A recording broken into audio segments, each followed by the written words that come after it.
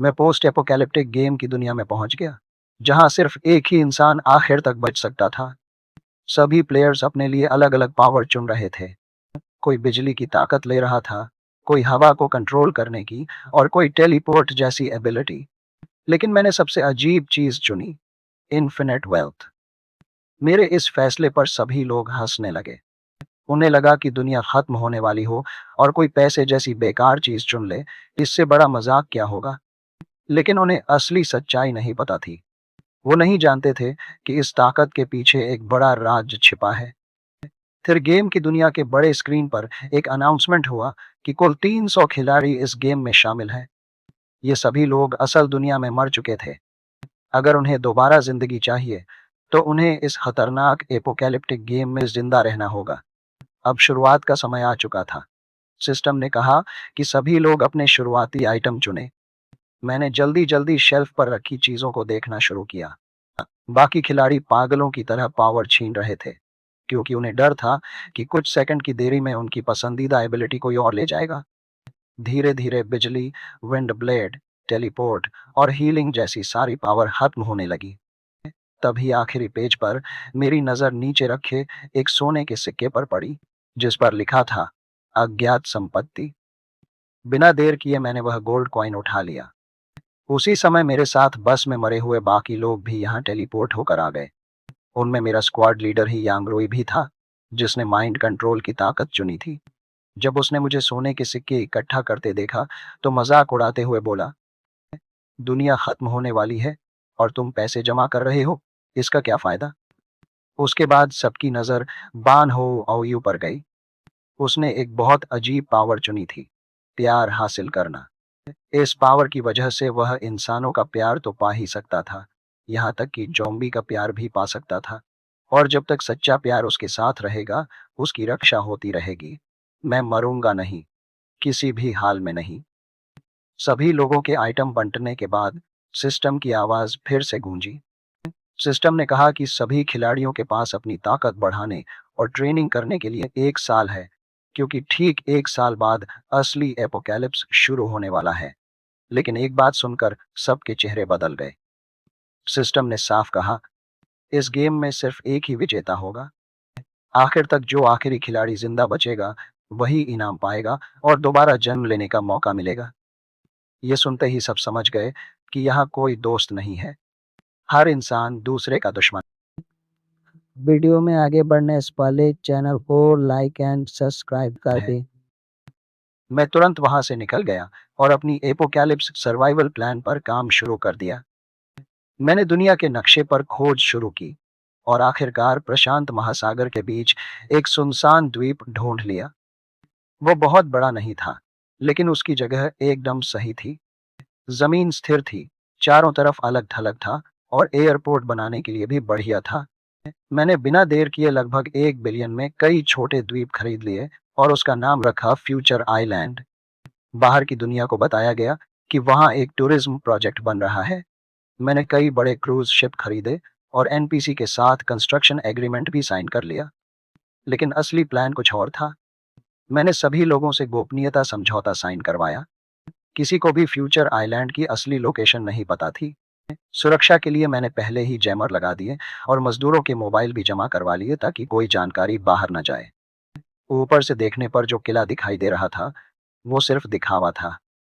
असली ड्यूम्सडे फोर्ट्रेस जमीन के नीचे बनाया जा रहा था। ऐसा किला जो न्यूक्लियर बम, बायोलॉजिकल और केमिकल अटैक तक झेल सके।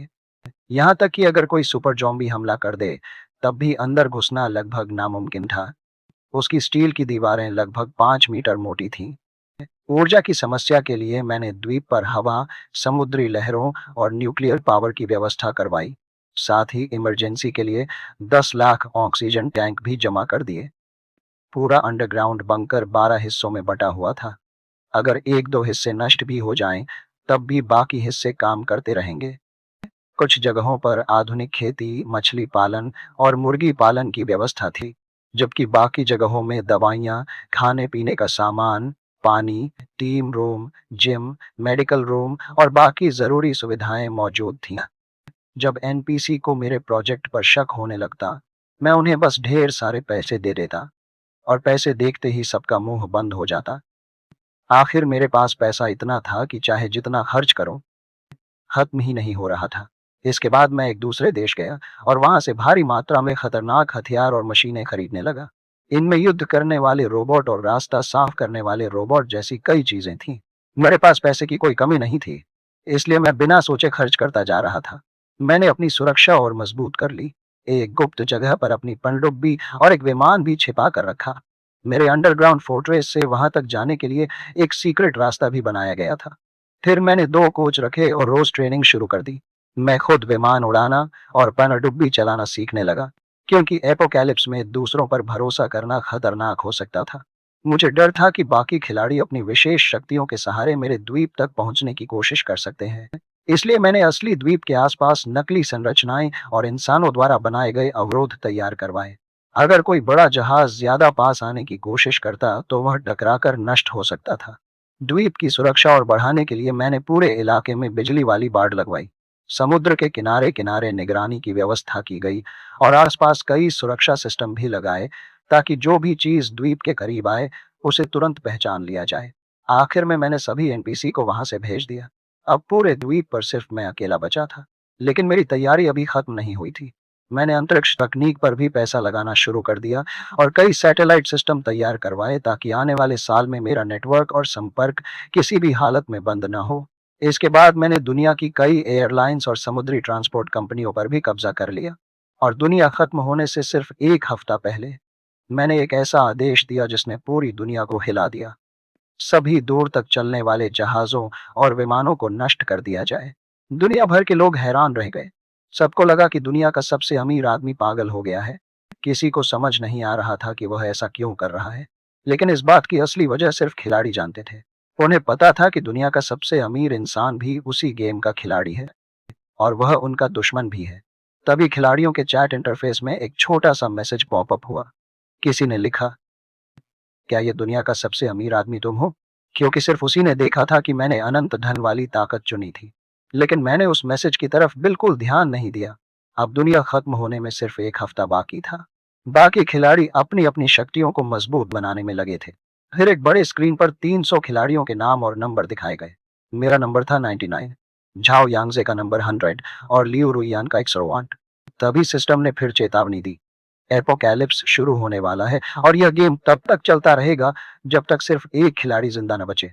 लेकिन किसी ने भी नहीं सोचा था कि दुनिया का अंत किस रूप में आएगा। अचानक उत्तर से दक्षिण की तरफ पूरी दुनिया में भयंकर बारिश शुरू हो गई। ये सामान्य बारिश नहीं थी। लगातार और बहुत तेज बारिश ने पूरी दुनिया में ऐसे बाढ़ ला दी जैसे कोई पौराणिक प्रलय आ गई हो।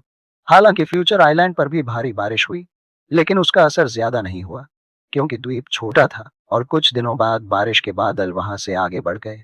बाकी विशेष शक्तियों वाले खिलाड़ी गुस्से से भर गए और सिस्टम से शिकायत करने लगे, हमारी ताकतों का फायदा ही क्या, अगर पूरी दुनिया पानी में डूब जाए। उन्हें लग रहा था कि सिस्टम ने उनके साथ चीटिंग कर दी है।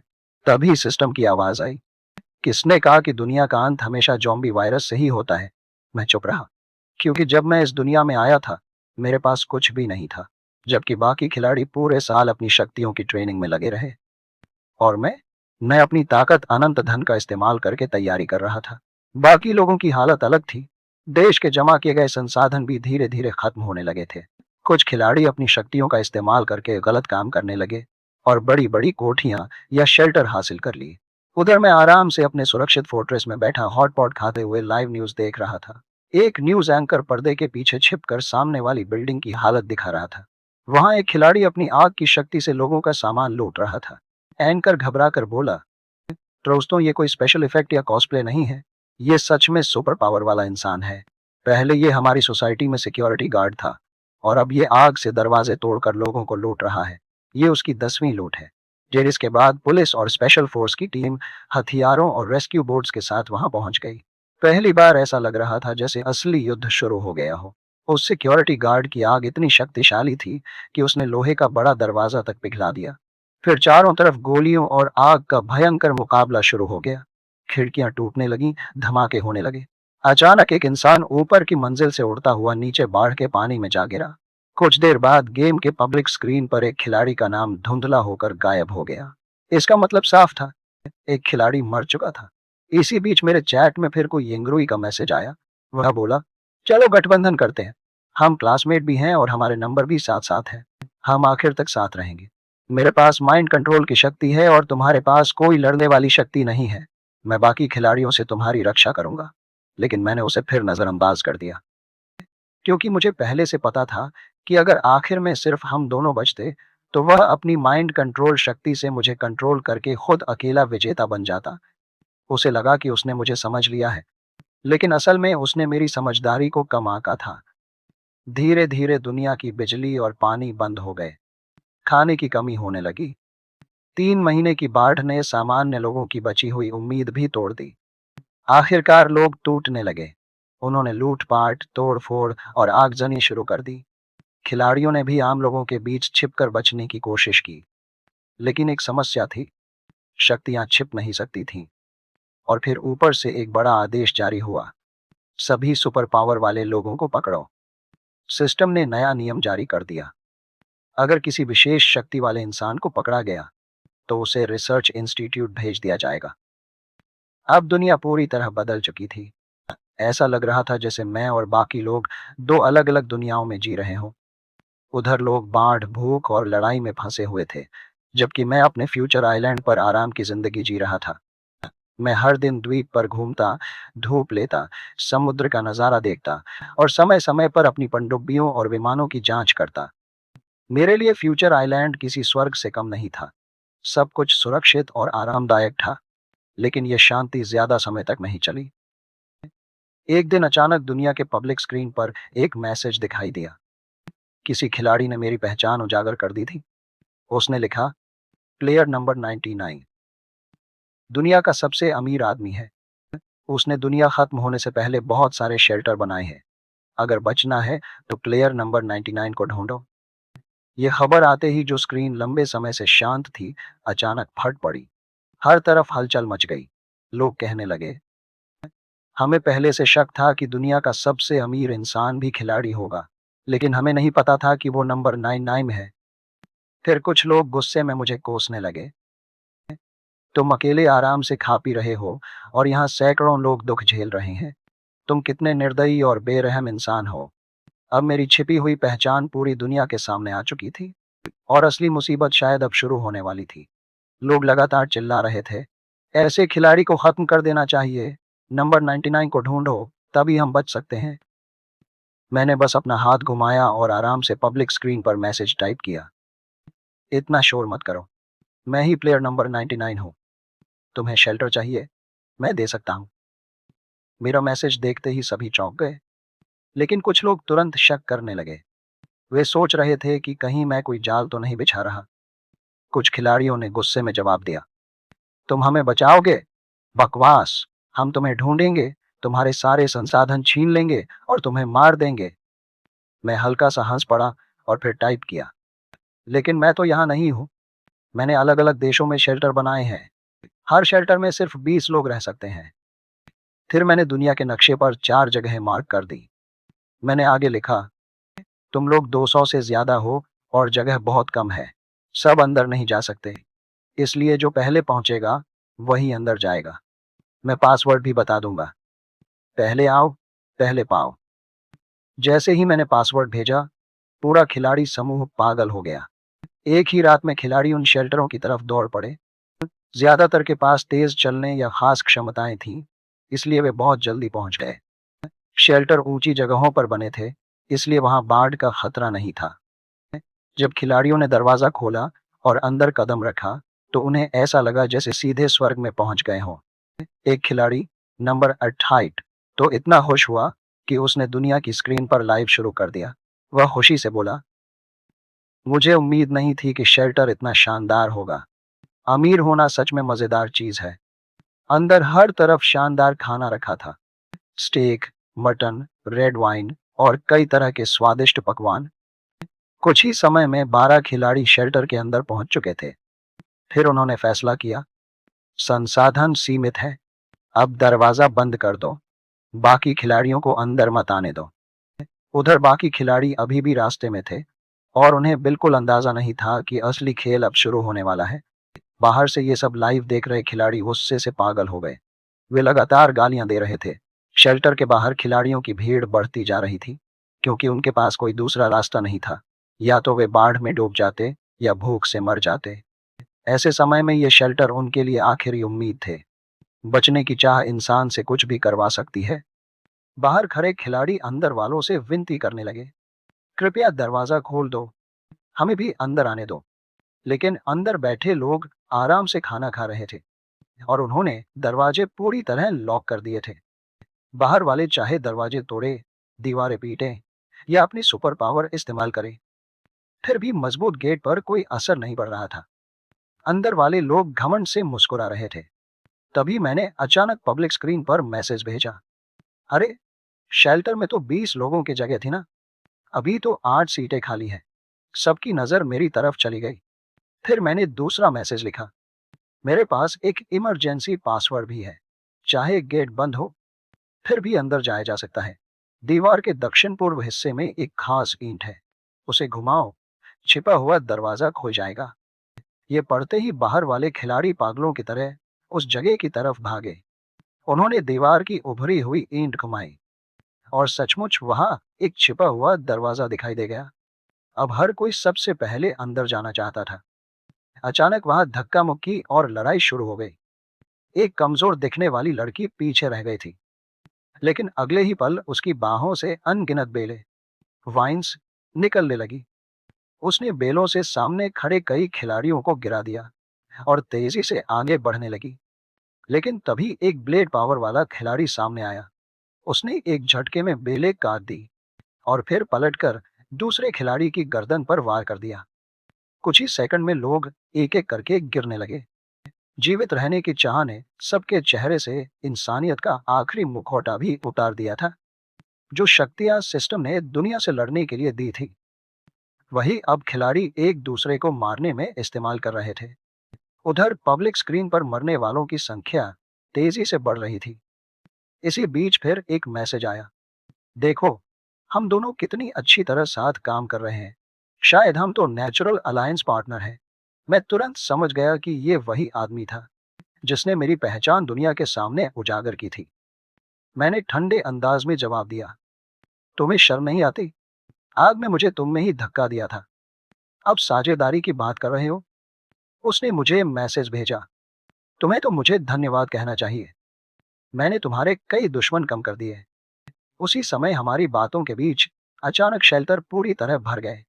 दरवाजे अपने आप बंद हो गए और बाहर रह गए लोगों के लिए अब कोई मौका नहीं बचा।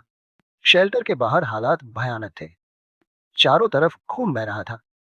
जो लोग अंदर नहीं जा सके थे, वे अपनी आखिरी उम्मीद के लिए लड़ रहे थे। वहीं दूसरी तरफ शेल्टर के अंदर मौजूद खिलाड़ी खुशी से पार्टी कर रहे थे। उन्हें लग रहा था कि अब वे पूरी तरह सुरक्षित हैं, लेकिन उन्हें बिल्कुल अंदाजा नहीं था कि उनका अंत उनका इंतजार कर रहा है। मैंने अपनी घड़ी की तरफ देखा और धीरे से कहा, लगता है समय हो गया। तभी स्क्रीन के सामने बैठे कोई यिंगनू का चेहरा डर से सफेद पड़ गया। अगले ही पल धड़ाम, पूरा शेल्टर जोरदार धमाके से हिल उठा। असल में मैंने पहले ही उन शेल्टरों के अंदर 100 टन विस्फोटक छिपा दिए थे। चारों शेल्टर एक साथ फट पड़े। धमाका इतना भयानक था कि सब कुछ टुकड़ों में बिखर गया। पब्लिक स्क्रीन पर खिलाड़ियों की संख्या तेजी से गिरने लगी। एक पल में 116 खिलाड़ी कम हो गए। अब सिर्फ 91 खिलाड़ी बचे थे। कुछ देर तक पूरी दुनिया जैसे शांत हो गई। फिर कोई यिंगनों ने कांपते हुए मुझे मैसेज भेजा, मैंने तुम्हें बहुत कम आंका था। मैंने जवाब दिया, मुझे तुम्हारा धन्यवाद करना चाहिए। तुम्हारी मदद के बिना इतने सारे खिलाड़ियों को एक जगह इकट्ठा करना मुश्किल था। फिर मैंने मन ही मन सोचा, 1 साल पहले से मैं यही योजना बना रहा था, कैसे इन सबको एक ही जाल में फंसाऊं। असल में वे शेल्टर कभी बचाने के लिए बने ही नहीं थे, वो उनकी कब्रें थी। तभी सिस्टम का एक और मैसेज आया, बधाई हो, आप सबसे ज्यादा दुश्मन बनाने वाले खिलाड़ी बन गए हैं। आपको अतिरिक्त इनाम दिया जाता है। आगे भी शानदार प्रदर्शन की उम्मीद है। ये पढ़कर मैं हंसने लगा, क्योंकि इस दुनिया का नियम साफ था। प्रलय की दुनिया में कमजोर लोग शिकार बनते हैं। समय बीतता गया। 4 महीने बाद आखिरकार बारिश रुक गई। बाढ़ का पानी धीरे धीरे उतरने लगा और फिर कई महीनों बाद सूरज दोबारा उगा।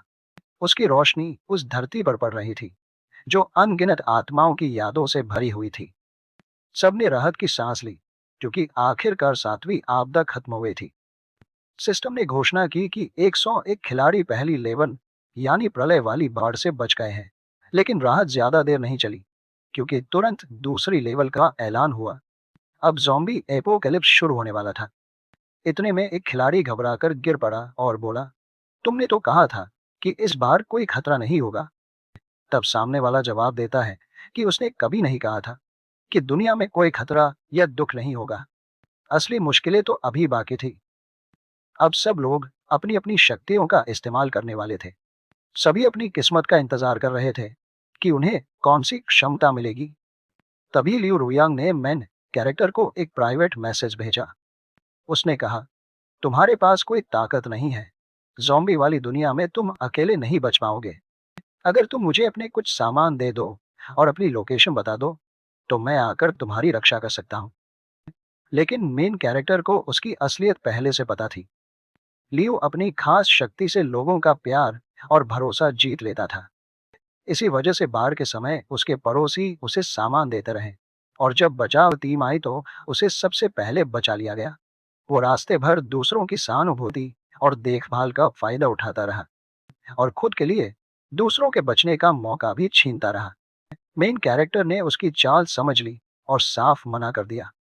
उसने कहा, माफ करना, मुझे कोई दिलचस्पी नहीं है। उसे ये भी समझ आ गया था कि लियो को उसके अमीर होने की बात पता थी, और ये सिर्फ संयोग नहीं था। बाढ़ की आपदा खत्म होने के बाद भी हालात और खराब हो गए। अब ज़ॉम्बी संकट शुरू हो चुका था और दुनिया की हालत एकदम बिखर गई थी। अलग अलग देशों की सामाजिक व्यवस्था अचानक टूट गई। शुरुआत में साधारण ज़ॉम्बी से निपटना मुश्किल नहीं था, लेकिन असली समस्या तब शुरू हुई जब वायरस बार बार फैलने लगा और उसमें बदलाव यानी म्यूटेशन होने लगे, जैसा मेन कैरेक्टर ने सोचा था। कुछ खास तरह के बुद्धिमान ज़ॉम्बी और सुपर पावर वाले ज़ॉम्बी पैदा होने लगे। नियम यह था कि अगर कोई ज़ॉम्बी किसी सुपर पावर वाले इंसान का मांस खा लेता, तो वो उसकी शक्ति भी हासिल कर लेता था। मतलब अब दुश्मन पहले से कहीं ज्यादा खतरनाक बन चुके थे। दुनिया का इंटरनेट सिस्टम पहले ही खत्म हो चुका था। अब लोग सिर्फ रेडियो के जरिए जानकारी भेज रहे थे। लेकिन मेन कैरेक्टर आम लोगों जैसा नहीं था। उसके पास आसमान में मौजूद कुछ सैटेलाइट्स थे, जिनसे वो पूरी धरती को लाइव देख सकता था। धीरे धीरे खिलाड़ियों की संख्या कम होती गई और अब सिर्फ 730 खिलाड़ी बचे थे। आज नए साल का दिन था, लेकिन दुनिया में किसी के पास जश्न मनाने की हिम्मत नहीं थी। सिर्फ मेन कैरेक्टर आराम से बैठकर चाइनीज न्यू ईयर का खाना खा रहा था और एपोकैलिप्स से पहले वाला आखिरी टीवी कार्यक्रम देख रहा था। लेकिन अचानक उसके मन में दुख आया। उसने सोचा कि वो असली दुनिया में मर चुका है और उसका परिवार कितना दुखी होगा। चाहे वो इस बर्बाद दुनिया में आराम से रह रहा हो, लेकिन घर जैसी गर्माहट कहीं नहीं मिल सकती। तभी उसने फैसला किया, उसे हर हाल में वापस जाना है और अकेला विजेता बनना है। फिर उसने अपने खाने की तस्वीर खींची और किसी को भेज दी। अगले ही मिनट वो फोटो दुनिया के पब्लिक स्क्रीन पर डाल दी गई। बाकी खिलाड़ियों को देखकर गुस्सा आ गया। सब लोग भूखे मर रहे थे और वो आराम से दावत उड़ा रहा था। लोग गुस्से में कमेंट करने लगे, हमें तो गर्म खाना भी नहीं मिल रहा और ये आराम से पूरी दावत खा रहा है। किसी ने धमकी दी, अगर तू मिला तो मैं तुझे मार दूंगा। मेन कैरेक्टर ने ठंडे अंदाज में जवाब दिया, ठीक है, पहले मुझे ढूंढ तो लो। फिर उसने अपना कंप्यूटर चालू किया और उन 30 खिलाड़ियों की प्रोफाइल देखने लगा, जिनकी जानकारी उसने पहले से इकट्ठा की थी। किसी को अंदाजा भी नहीं था कि दुनिया खत्म होने से पहले ही उसने अपने जासूस और भाड़े के सैनिक हर जगह फैला रखे थे। वे सैनिक दुनिया भर में बचे हुए खिलाड़ियों की लोकेशन और उनकी ताकत मजोरी पर नजर रख रहे थे। क्योंकि मेन कैरेक्टर ने उन्हें सामान और संसाधन दिए थे, इसलिए वे अब भी उसी के लिए काम कर रहे थे। इस दुनिया में अब पैसे की कीमत नहीं थी, असली ताकत खाने और सामान की थी। और इस समय पूरी दुनिया 7 बड़ी ताकतों में बन चुकी थी, जिनमें सबसे पहली ताकत थी सेना। दुनिया की पहली बड़ी ताकत सेना थी। उनके पास बहुत बड़ा हथियारों का भंडार और मजबूत बेस था, जिसे तोड़ना लगभग नामुमकिन था। इसी दौरान कुई यिंगनू ने अपनी माइंड कंट्रोल शक्ति से सेना के एक बड़े लीडर को अपने काबू में कर लिया। दूसरी बड़ी ताकत थी जॉम्बी समूह। इनमें कुछ बहुत खतरनाक और खास जॉम्बी मौजूद थे। वे इंसानों और खिलाड़ियों को काट कर मारते थे और उनकी शक्तियां भी अपने अंदर ले लेते थे। इनके बीच एक जॉम्बी किंग भी था और उसके आसपास उसके खास साथी रहते थे जो उसकी रक्षा करते थे। तीसरी बड़ी ताकत थी गैंगस्टर्स की। दुनिया खत्म होने से पहले ही नंबर 128 एक बेहद खतरनाक देश का सबसे खतरनाक अपराधी माना जाता था। उसने अपनी शक्ति से कई गैंगस्टर्स को अपने साथ मिला लिया। उसके नेतृत्व में गैंग आम लोगों को लूटकर अपनी ताकत बढ़ा रही थी। बाकी बचे हुए 26 खिलाड़ी भी इन तीन बड़ी ताकतों में से किसी न किसी के साथ जुड़ चुके थे। नंबर 128 के पास गुरुत्वाकर्षण यानी ग्रेविटी को कंट्रोल करने की शक्ति थी। एकेडमिक लड़ाई में उसकी ताकत बहुत खतरनाक थी और लगभग कोई खिलाड़ी उसका मुकाबला नहीं कर सकता था। लेकिन मेन कैरेक्टर को पता था कि दिखने में ताकतवर होने के बावजूद गैंगस्टर्स की पूरी टीम असल में सबसे कमजोर थी। उसने नंबर 128 की प्रोफाइल पर पेन से टैप करते हुए कहा, शुरुआत तुमसे करेंगे। उसी समय सिस्टम ने घोषणा की कि अब सिर्फ 30 खिलाड़ी बचे हैं और आगे गेम की कठिनाई पहले से भी ज्यादा बढ़ने वाली है। अब गेम की तीसरी लेवल शुरू हो गई, अत्यधिक ठंड वाला महाद्वीप। ये सुनते ही कई लोग घबरा गए क्योंकि दुनिया खत्म हुए 1 साल और 5 महीने हो चुके थे। लगभग सभी लोगों का खाना और संसाधन खत्म होने की कगार पर थे। लोग डरकर सोचने लगे, अगर इतनी भयानक ठंड आई तो क्या इस ग्रह के सारे इंसान मर जाएंगे। तभी यिंगनू ने मेन कैरेक्टर को चुपके से मैसेज भेजा और घमंड से कहा, उस समय पूरी धरती पर सिर्फ ज़ॉम्बी ही जिंदा बचेंगे और मैं भी। तुमने मुझे ठुकराया था, उसका पछतावा तुम्हें जिंदगी भर होगा। उसने एक फोटो भी भेजी जिसमें वह ज़ॉम्बी किंग के साथ खड़ी थी। जितनी ज्यादा शक्तियां ज़ॉम्बी किंग निगलता जा रहा था उतना ही वो इंसानों जैसा दिखने लगा था। उसकी लाल आंखें और सफेद चेहरा देखकर किसी को भी डर लग सकता था। मेन कैरेक्टर ने यह देखकर मन ही मन कहा, अगर ऐसा है तो तुम दोनों को भी खत्म करना पड़ेगा। इसके बाद पूरी धरती पर भयानक ठंड फैलने लगी। यहाँ तक कि मेन कैरेक्टर जिस ट्रॉपिकल द्वीप पर था वहां भी असर पड़ गया। बहुत तेज बर्फीला तूफान आया जिसने हर चीज हिला दी। सबसे पहले आसमान की बिजली व्यवस्था टूटने लगी। हवा और समुद्री लहरों से चलने वाले पावर प्लांट भी बुरी तरह प्रभावित हुए। अच्छी बात यह थी कि मेन कैरेक्टर के भूमिगत किले में बैकअप न्यूक्लियर पावर प्लांट अभी भी काम कर रहा था। उधर गैंगस्टर्स की हालत पहले से ही खराब थी। वे लोगों से लूट कर जी रहे थे, इसलिए उनके पास स्थिर संसाधन नहीं थे। अब उनके अंदर आपसी झगड़े शुरू हो गए। हालात इतने बिगड़ गए कि कई शक्तिशाली खिलाड़ी एक एक करके मरने लगे। तभी मेन कैरेक्टर ने दुनिया की चैट विंडो से नंबर 128 को निजी संदेश भेजा। नंबर 128, हमारे बीच एक सौदा कैसा रहेगा? मैंने तुम्हारे इलाके में पहले से कुछ चीजें छुपा रखी है, उन्हें ढूंढो तो शायद तुम जिंदा बच सकते हो। जल्दी। नंबर 128 ने जवाब दिया, तुम आखिर चाहते क्या हो और मैं तुम पर भरोसा क्यों करूं? मेन कैरेक्टर बोला, मुझे ज़ॉम्बी किंग को खत्म करना है। मैंने जो वैज्ञानिकों की टीम बनाई थी उन्होंने ज़ॉम्बी के लिए एक एंटीडोट तैयार किया है। इसे ज़ॉम्बी पर छिड़कते ही वे खत्म होने लगेंगे। लेकिन मेरी समस्या यह है कि मेरी खुद की लड़ने की शक्ति लगभग शून्य है। तुम 30 बचे खिलाड़ियों में सबसे ताकतवर हो, इसलिए सिर्फ तुम ही ये काम कर सकते हो। उसने आगे कहा, हम इंसान भयंकर ठंड से डरते हैं लेकिन ज़ॉम्बी नहीं। जितना समय बीतेगा ज़ॉम्बियों के जीतने की संभावना उतनी बढ़ती जाएगी। मेरे पास चाहे जितने भी संसाधन हो, एक दिन वे भी खत्म हो जाएंगे। और अगर ज़ॉम्बी किंग के पास मौजूद नंबर 101 जीत गया तो आखिर में वही अंतिम विजेता बनेगा। मेन कैरेक्टर ने समझाया कि ज़ॉम्बी किंग इतना शक्तिशाली हो चुका है कि कोई भी खिलाड़ी अकेले उसे नहीं मार सकता। लेकिन उसके पास एक फायदा था, एंटीडोट। नंबर 128 का भरोसा जीतने के लिए उसने अपने सैनिकों के जरिए एंटीडोट और कुछ जरूरी सामान भेज दिया। नंबर 128 सोचने लगा कि अगर आखिर में सिर्फ वो और मेन कैरेक्टर बचे तो वो आसानी से उसे मार सकता है, क्योंकि मेन कैरेक्टर सबसे कमजोर खिलाड़ी दिखता था। इसलिए उसके साथ हाथ मिलाना अभी के लिए सबसे अच्छा विकल्प था।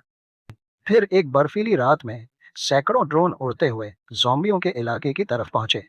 उस समय ऊपर कमरे में ज़ॉम्बी किंग और लियो रुयांग मौजूद थे।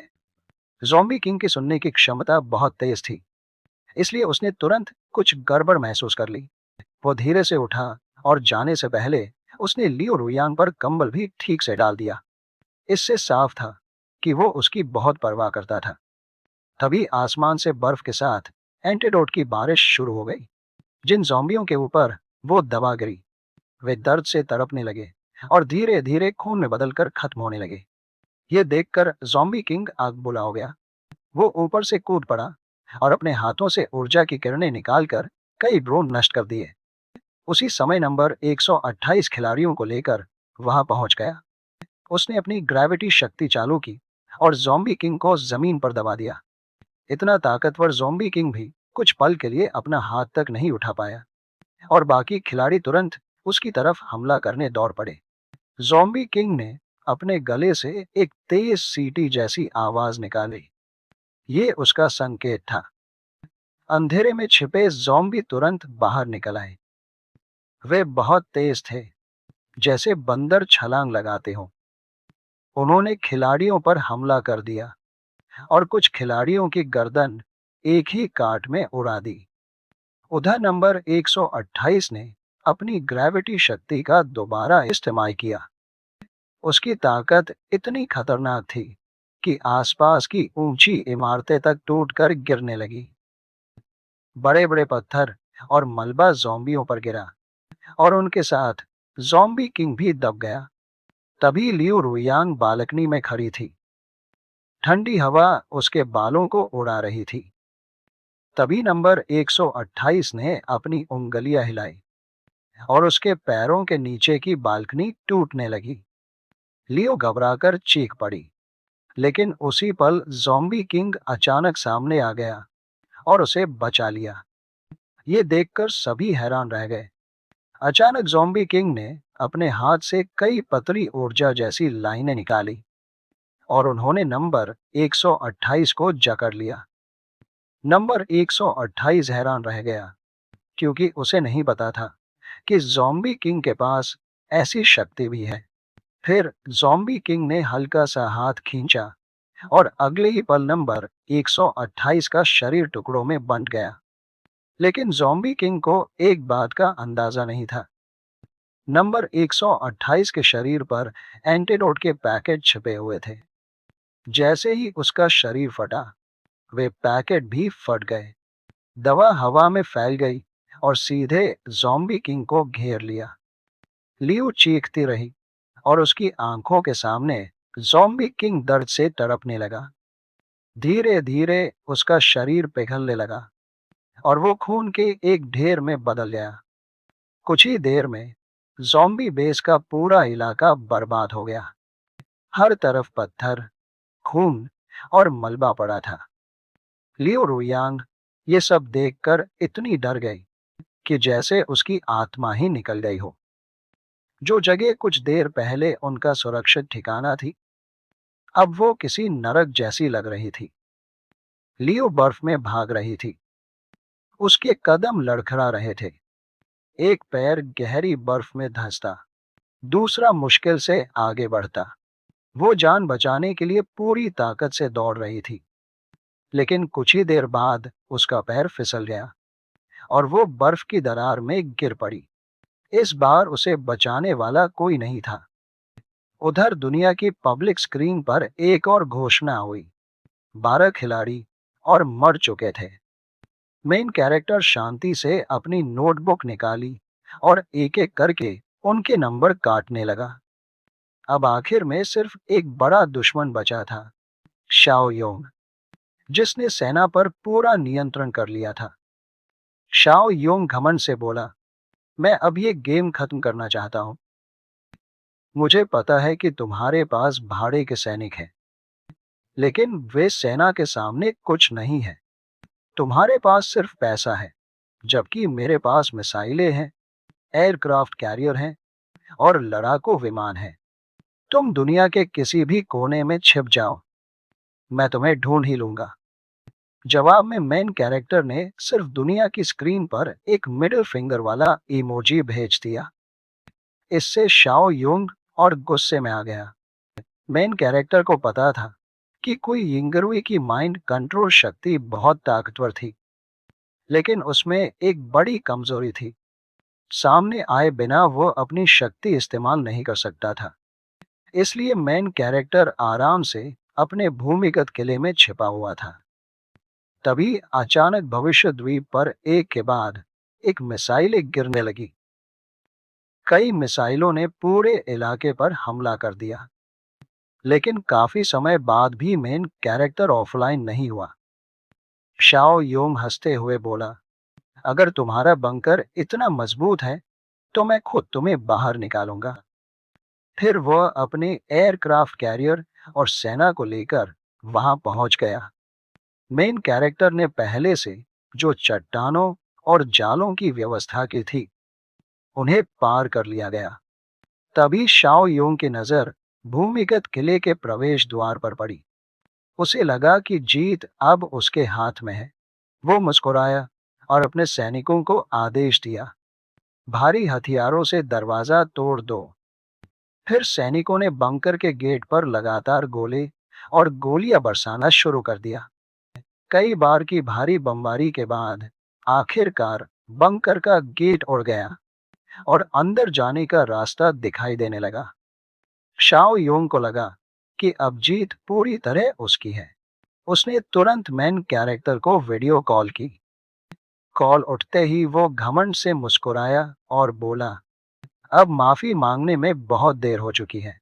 उसने अपने सैनिकों को अंदर जाने का इशारा किया ताकि वे मेन कैरेक्टर को बाहर घसीट कर लाएं। लेकिन तभी वीडियो में दिखाई देने वाली चीज देखकर वो रुक गया। मेन कैरेक्टर बिल्कुल शांत बैठा था।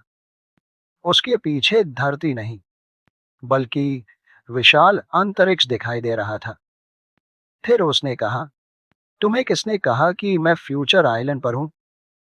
ध्यान से देखो, मैं कहाँ हूं। इतना बोलते ही अचानक फ्यूचर आइलैंड पर एक बहुत बड़ा धमाका हुआ। पूरे द्वीप पर परमाणु विस्फोट हो गया। वहां मौजूद हर चीज पल भर में मिट गई, चाहे कोई कितना भी शक्तिशाली क्यों न हो। इस तरह के हमले से बचना लगभग नामुमकिन था। कोई यिंगरुई भी नहीं बच सकता था।